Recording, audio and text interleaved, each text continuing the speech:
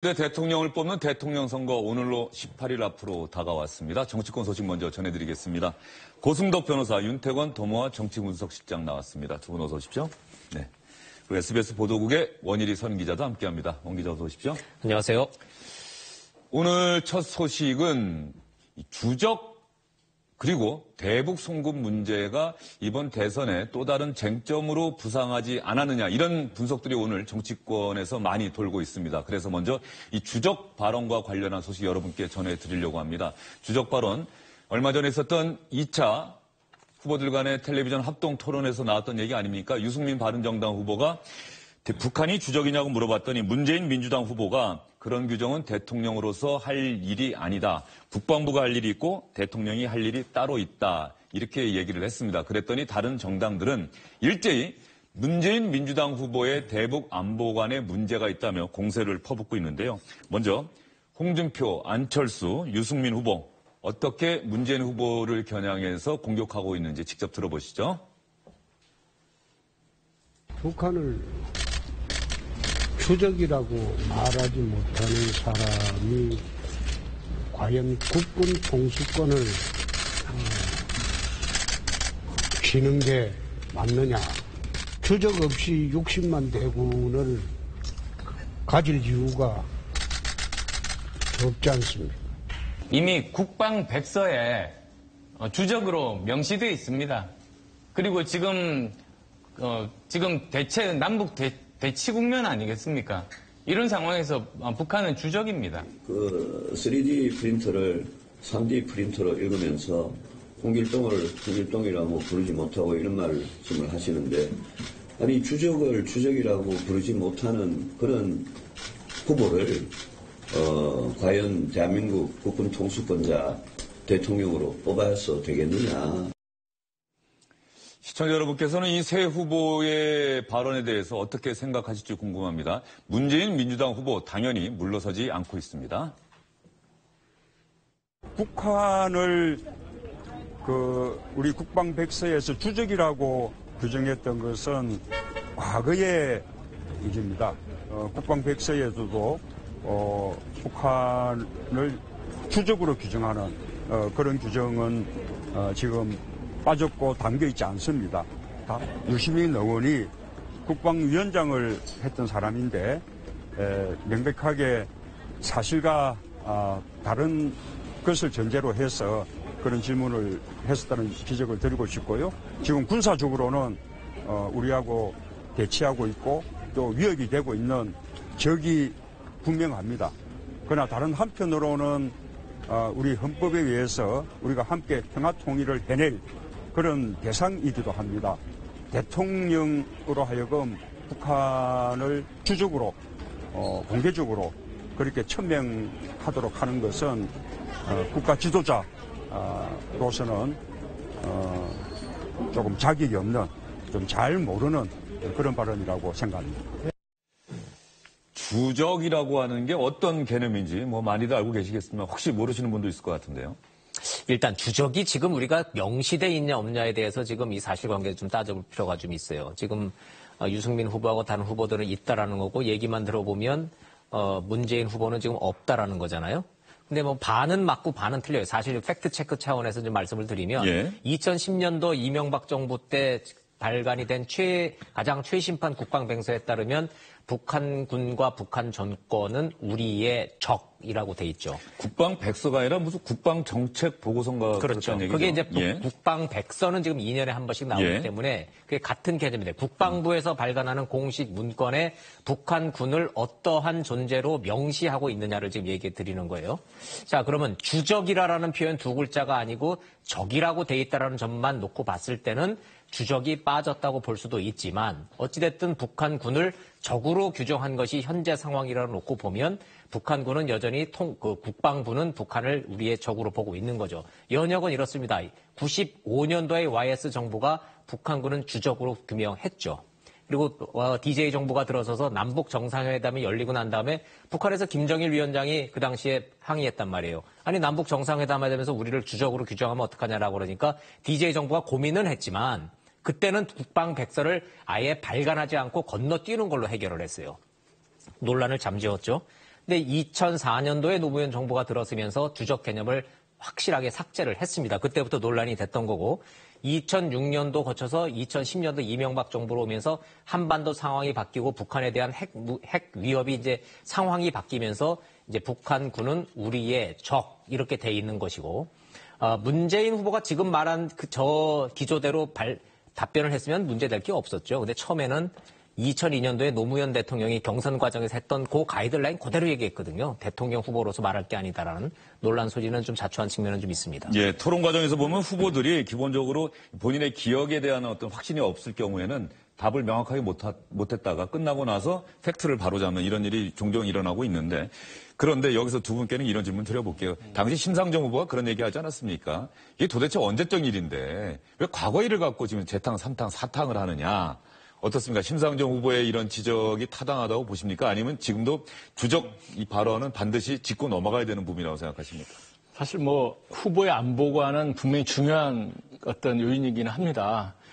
심상정 후보는 이제 좀 정책으로 좀 승부를 하고 싶은데 자꾸 이제 어떻게 보면 색깔론 안보론 쪽으로 가다 보니까 심 후보로서는 이제 그런 지적이 당연한 것인데요. 제가 이제 잠깐 국회의원을 했습니다만 그때 보니까 국민들에게 좋은 정책을 설명하기는 굉장히 힘들고 언론에서도 그걸 여차저차해서 공과를 따져가지고 써주지를 않습니다. 그래서 가장 쉬운 게 어떻게 보면은 이렇게 치고 빠지는 이런 거거든요. 그래서 이제 일종의 네거티브 성격도 들어있는 거죠. 그렇다 보면은 후보들 입장에서도 이게 마치 그 북한의 핵무기랑 비슷한 거죠. 정책을 개발하는 비용과 노력은 많이 드는 반면에 효과는 작고 이런 그 주정론 같은 경우는 이렇게 던지기는 쉬운데 효과는 큰, 파괴력은 큰 그런 거기 때문에 후보로서도 이런 어떤 네거티브성, 실제로 국민들 분에 관심 있는 이런 부분들에 대한 유혹을 떨칠 수는 없을 것 같습니다. 윤태호 실장은 어떻게 생각하십니까? 아까 이제 안철수 후보가 뒤에 보수 두 후보하고 같은 것처럼 묶여 있는데 중간에 좀 어중간한 상태고 제가 TV 토론 보면 되게 답답함을 느꼈던 게 이런 점입니다. 지금 1, 2위 후보가 지금이야 다 이제 여당이 없으니까 다 야당이지만 원래 야당 출신이지 않습니까? 그럼 이 사람들이 뭔가 의제를 이끌어가고 분위기를 주도해 나가야 되는 맛이 있어야 되는데 계속 지지지지 끌려다녀요. 토론 전체에서. 전 문 안 두 사람한테 다 쓴소리를 하고 싶은 게 그런 면이고 저기 이제 뒤에 보니까 이제 정리를 해가지고 문 후보가 참 이야기 잘 하셨어요. 이중적 성격이다. 이 부분은 홍준표 후보한테 물어봐도 북한이 이중적 성격이라고 이야기합니다. 적이 됐건 주적이 됐건 그것이자 또 이제 교류와 대화 분위기 좋을 땐 그런 대상이다라고 말할 수 있는 데는 아무도 부정하는 사람이 없었어요. 그런 식으로 탁 자르고 갔으면 이렇게까지 못 됐을 건데 아까 이제 원 기자님 말씀대로 2002년 경선 때 이야기 좀 올드 버전의 이야기를 해가지고 좀 자초해낸 면이 있다. 그 부분이 답답해요. 저는요 그런 걸 다 떠나서 이거 하나는 좀 다시 한번 좀 반복해서 질문을 하고 싶은데 북한은 어떤 존재입니까? 라는 그 질문이 그렇게까지 대답하기가 곤란한 질문인가요? 라는 생각을 스스로 한번 해봅니다. 그러니까 북한이 주적입니까? 적입니까?를 물어본 게 아니잖아요. 대통령이 되면 북한을 어떤 입장에서 어떤 스탠스를 가지고 다뤄나갈 것입니까? 그거를 물어본 게 본질이지 않습니까? 근데 그게 그렇게 대답하기 곤란한 질문인가요? 북한은 현실적으로 물리적으로 우리의 지금 적으로서 맞서고 있지만 전쟁을 할 수 없어서 우리는 끌어안고선 평화통일의 대상이다라는 것이 지금 상식에 입각한 대답이라고 봤을 때 대통령 될 사람으로서는 대답하기 그렇게 말할 수 없다라는 대답한 그 첫 스탠스가 첫 단추가 잘못 꼬이면서 문재인 후보가 좀 꼬인 측면이 있다라는 거죠. 유승민 후보 질문은 정확하게 보면 북한이 주적입니까? 우리의 주적입니까? 주적? 요것만 또 집중적으로 물어봤어요. 그렇죠. 예, 그래서 문재인 후보가 바로 대통령으로서 할 일은 아니라고 생각합니다라고 했더니 이제 유승민 후보가 잡았다고 하면서 이제 계속해서 같은 질문을 이제 반복했던 거죠. 근데 그게 2002년도에 이인재 후보하고 노무현 후보가 나눴던 그 질문 답변하고 똑같은 답변이에요, 지금. 예, 주적 발언은 어쨌든 좀 이틀 정도 전에 일어났던 일이고요. 오늘은 갑자기 한 메모, 쪽지가 또 정치권을, 대선 전국을 뜨겁게 달구고 있습니다. 추미애 민주당 대표가 이 쪽지에 대해서 또 이런 식으로 표현을 했네요. 그래서 일각에서 낡은 지역주의와 색깔론을 또 들고 나오고 있습니다. 있지도 않은 주적 개념. 우리 국방부 백서에는 주적이라는 단어가 없습니다. 주적 개념으로 공격하더니 이제는 실체도 없는 개인 메모까지 등장했습니다. 실체도 없는 개인 메모, 뭘 얘기하는 거죠? 송민순 장관이 그 메모를 공개를 했어요. 그동안에 언론에서 끊임없이 요구를 했죠. 당신이 그 회고록에 주장을 했던 북한한테 문재인 실장이 물어보고 결정하기로 했다라는 것을 입증할 만한 문건을 공개해라.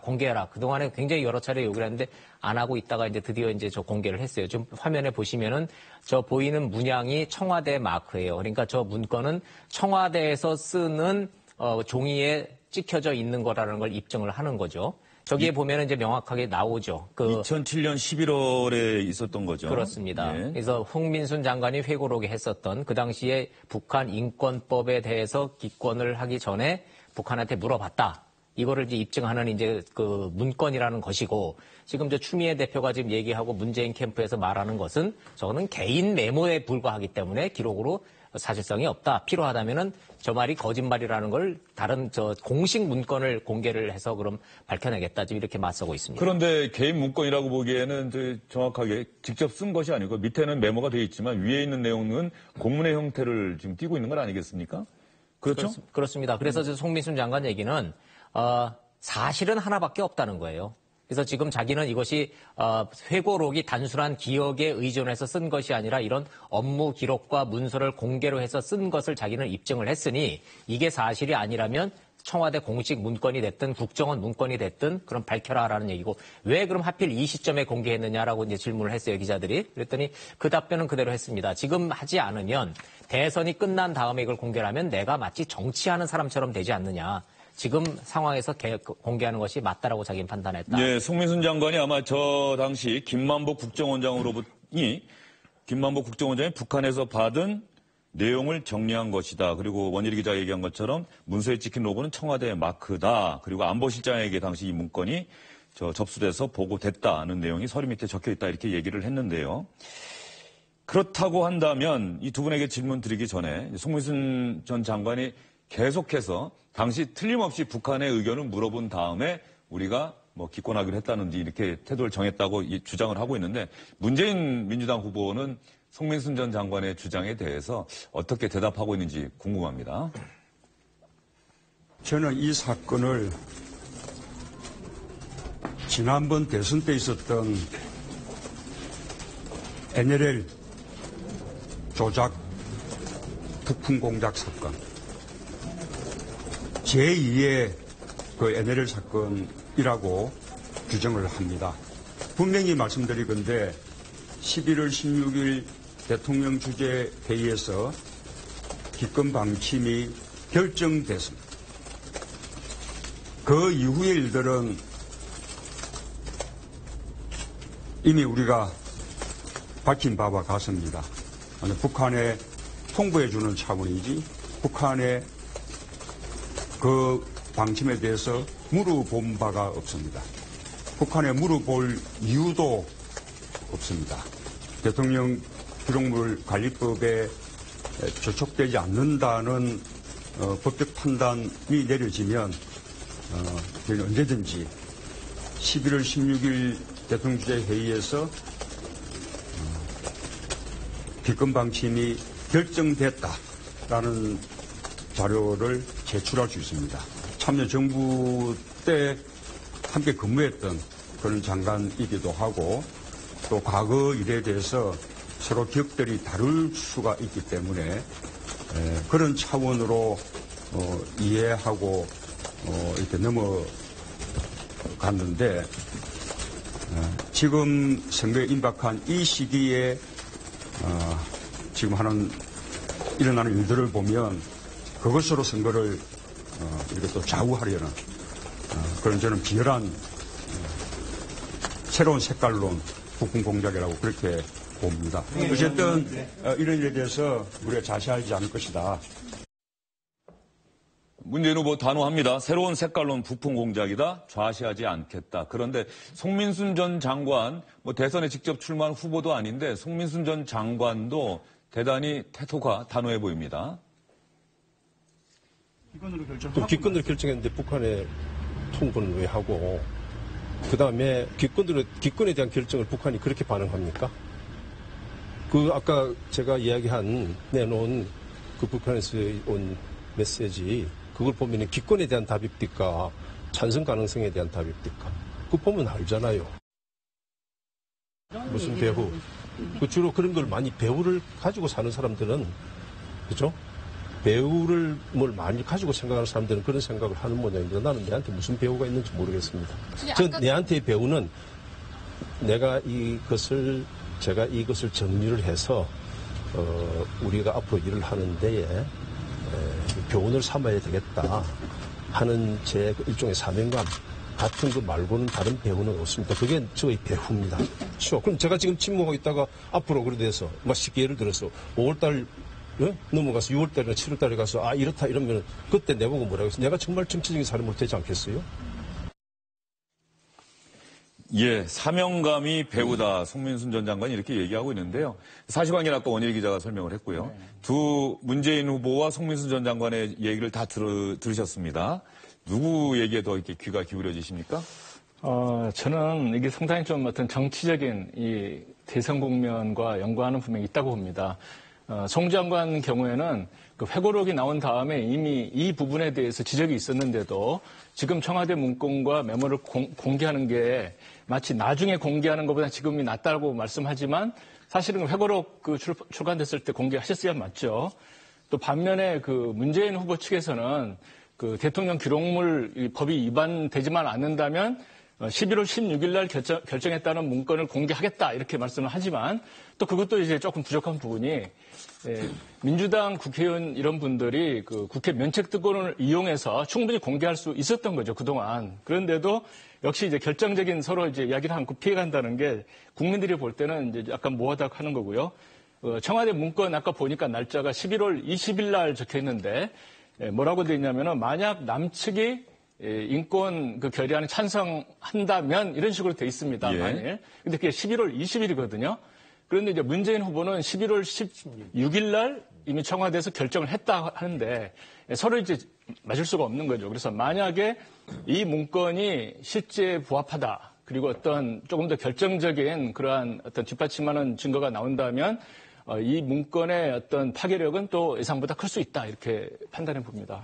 윤태곤 시장 생각은 어때요? 제가 사실 저때 청와대 출입 기자였었기 때문에 뭐 정황에 대해 좀 잘 아는 편인데요. 일단 송민순 장관 캐릭터부터 말씀드리자면 저분이 이제 고등학교 때까지는 권투 선수도 했었고 별명이 이제 독일 병정으로 외교관 치고는 상당히 직설적이고 강골입니다. 뭐 반기문, 윤병세 이런 분하고 좀 다른 캐릭터이기 때문에 자기가 옳다고 생각하는 거에 대해서 굽히지 않을 거예요. 그래서 이제 문재인 후보가 이걸 뭐 내용에 대한 이 공방을 떠나가지고 제2의 북풍 좌시하지 않겠다 이런 식의 아까 이야기를 했지 않습니까? 송 장관 입장에서도 아마 계속 저런 식으로 나서고 추가적으로 뭔가를 이야기할 가능성이 있어 보인다 이 말씀 드리고 싶고 이건 아까 이야기했던 주정 논란보다 좀 심각할 거라고 생각합니다. 두 가지 문제인데 뭐 말하자면 북한한테 실제 물어봤냐 안 물어봤냐에 대한 사실관계에 대한 프레임이 걸려 있지 않습니까? 두 번째로는 문재인 후보가 다른 후보들에 비해서 자기가 이제 상대적 이제 비교 우위로 삼는 것이 국정 경험이 많다는 거잖아요.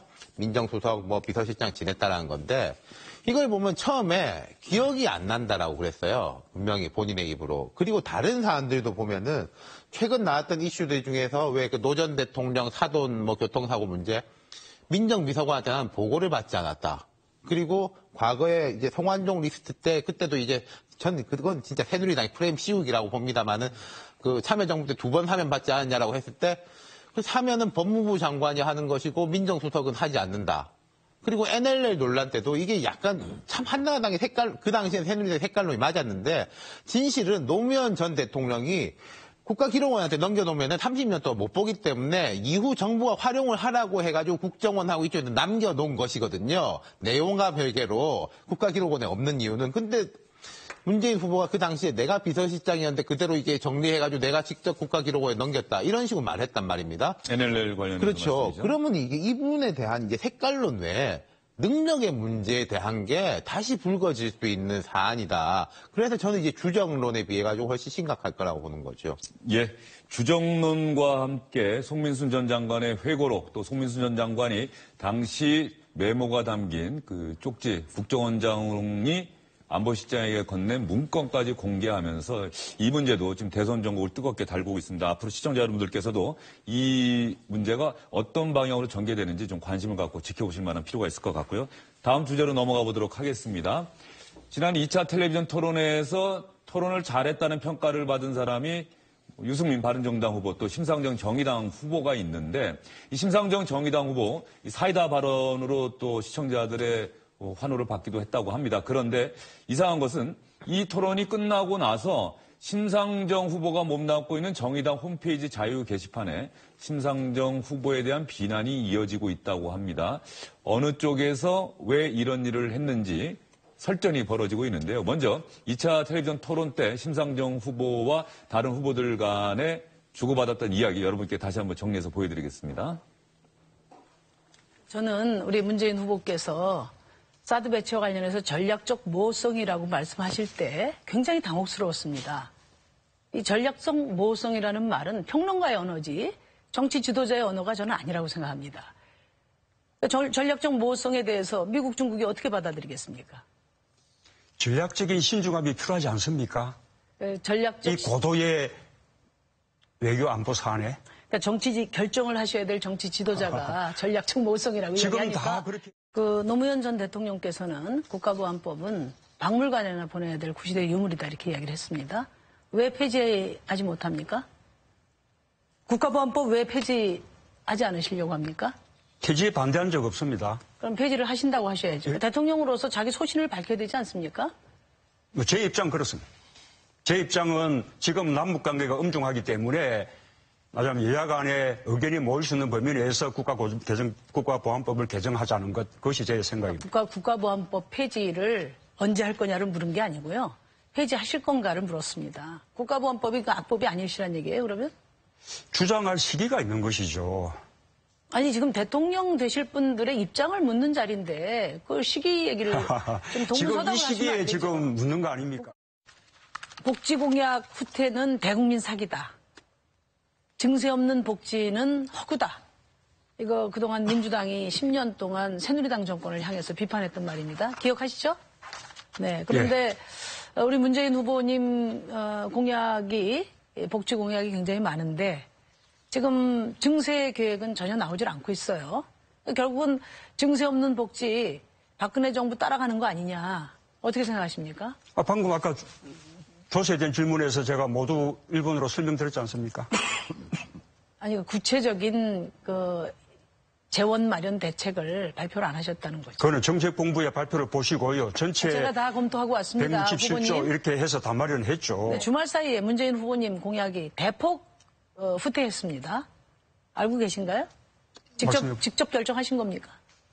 말씀해 보십시오. 아니, 그 복지공약뿐만 아니라 공약이 전반적으로 후퇴했는데 그걸 문 후보님이 결정하셨습니까? 아니, 말씀을 해 보십시오. 무슨 말씀인지 모르겠네요. 네, 다른 분은 몰라도 우리 문 후보님 그렇게 말씀하시면 안 됩니다. 왜냐하면 지난번 대통령 선거 이후에 5년 동안 준비 기간이 있었는데 지금 와서 다시 봐도 심상정 후보의 공세 강도가 상당히 셌네요. 셌어요. 일관되고 선명하고 명쾌했죠. 아주 문재인 후보가 다른 보수 후보들한테 홍준표 후보한테 저렇게 공격당했으면 저렇게까지는 안 했을 텐데 처음에 어느 정도는 같은 편이라고 생각하고 선명성의 문제인 것이 노선이 비슷하다고 생각했는데 정의당 후보인 심상정 후보가 저렇게까지 하는 거에 대해서는 당황하고 놀라고 좀 그런 측면이 분명히 또 숨기질 못했죠. 오죽하면 지금 당 반응을 보면은 숟가락 심상정이라고 그랬잖아요. 그러니까 숟가락 얹었다는 그런 비난을 지금 대놓고 좀 하고 있는 거고 내부적으로도 좀 그런 평가를 좀 있는 거예요. 노회찬 의원 같은 경우에는 공격의 수위 조절에 약간의 문제가 있었다라고 내부적으로 얘기를 했어요. 그리고 실제로 탈당계도 있었다 그러고요. 그러나 그 생각이 다르고 그 수위가 달랐다고 그래서 정의당 홈페이지를 향해서 저렇게 문자 폭탄, 저렇게 온라인 폭탄을 하는 그 문재인 지지자들의 행태에 대해서 정의당 쪽에서도 굉장히 서운해하고 있는 건 또 사실이에요. 제가 좀 두 가지 이야기를 하고 싶은 게요. 지지자들은 그럴 수 있을지 모르겠지만 송영길 본부장이 정의당이 정의가 아니다. 이런 건 잘못됐다고 생각합니다. 그 내용에 대해 가지고 공방을 벌여야지 왜 우리를 비판하냐. 엄연히 다른 당인데요. 그리고 두 번째로 심상정 의원의 저 공격이 문재인 후보한테 손해가 될 거냐. 전 약간 달리 생각합니다. 특히 국가보안법 논란 같은 경우에 이럴 겁니다. 조금 쩔쩔매는 모습을 보였지 않습니까? 이게 오히려 중도성, 보수적인 쪽에서 볼 때는 괜찮다라는 이미지를 강화해 줄 수가 있습니다. 과거에도 그런 전례가 있던 게 노무현 김대중 대통령이 당선될 때는 항상 권영길 후보가 옆에 있었어요. 지난번에 이제 이정희 후보 경우를 많이들 이야기하는데 이정희 후보가 오히려 마이너스가 됐다라고 하면은 그게 문재인 후보하고 조금 너무 같은 편인 듯이 보였다는 거죠. 박근혜 떨어뜨리려고 나왔습니다. 이런 식으로. 그것 때문에 손해를 본 거지 심상정과 문재인이 조금 다른 식으로 보인다는 것은 제가 볼 땐 결코 손해가 아닐 겁니다. 예, 송영길 민주당 선거대책본부장이 숟가락 심상정이라고 표현했던 부분 조금 전에 화면을 통해서 잠깐 보여드렸는데요. 그랬더니 정의당 심상정 후보 측에서도 당연히 반박하는 입장이 나왔습니다. 박원석 공보단장이 이렇게 얘기를 했네요. 송영길 의원이 심상정 후보를 숟가락 후보로 모독했다. 심 후보와 정의당은 문재인 후보나 민주당을 돕기 위해 출마한 것이 아니다. 토론에서 공격이든 방어든 문재인 후보 스스로 해결해야 한다. 정의당과 민주당 선대본부장과 공보단장 사이의 설전, 우리 고 변호사님 어떻게 보십니까? 어떤 분 말대로 이제 주적이 서로 아닌데, 네, 어떻게 보면은 멀리 보면 우군 아니겠습니까? 그런데 이제 어떻게 보면 이제 총성이 지금 너무 이렇게 크게 좀 난 그런 게 있는데요. 조금 전에 이제 우리 윤 그 실장님 말씀하신 것처럼 그 과민 반응을 안 했더라면 오히려 문 후보에게 득이 될 수도 있는 어떻게 보면 중도 후보들에게도 그래 문 후보가 아주 너무 치우친 분은 아니고 예를 들어서 이제 뭐 보수 쪽에 꼴통이란 말 쓰지만 이쪽 치우치지 않는 분이다 이런 인상을 줄 수도 있었는데 어떻게 보면 이제 이렇게 공격하는 바람에 오히려 지금 그 우군들끼리 전투가 벌어진 것 같습니다. 예. 정의당과 민주당 사이에 2차 텔레비전 토론 이후에 상당히 날선 공방이 펼쳐지고 있다는 소식까지 전해드렸습니다. 그러면 주요 정당의 대통령 후보들 오늘은 어디에서 어떤 일들을 했을까요? 여러분께 영상으로 보여드리겠습니다.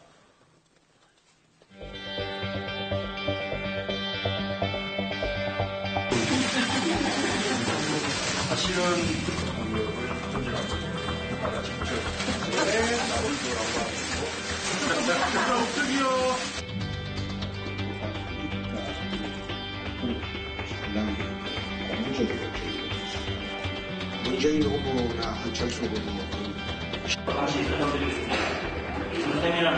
이들에 대해서는 6개월간 먼저 일자리 설정 아래로 추락할 겁니다. 기업하는 중입니다. 저는 그런데 이번 선거는 2017년부터 산후조리 위기를 막고 존경하는 국민 여러분, 생명 있는 4대강을 복원으로 생태 복지국가 만들겠습니다.